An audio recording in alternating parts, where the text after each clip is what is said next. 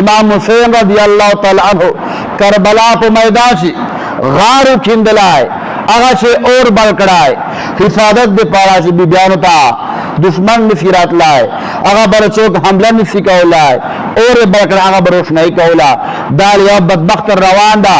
هغه ګستاخی وکړای وای امام حسین تا په دې دنیا باندې اور بل کړای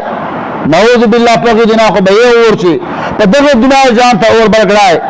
امام حسین رضی اللہ تعالی عنہ ته فرمایي زه اوس نه اور ته اډر وټوم چې دا اور ته چې کوم دا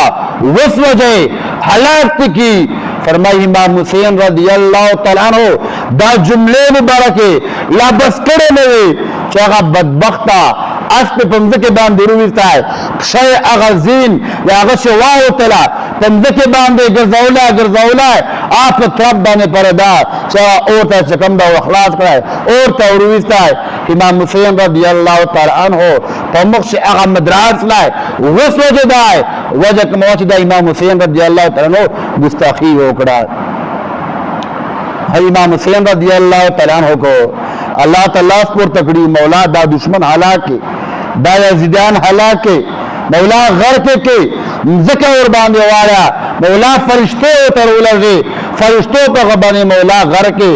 اللہ کریم سے بدر میدان تا فرشتے را استولا سی کافران سرکٹ کولا سی چا اللہ کریم یوسف علیہ السلام لقوینا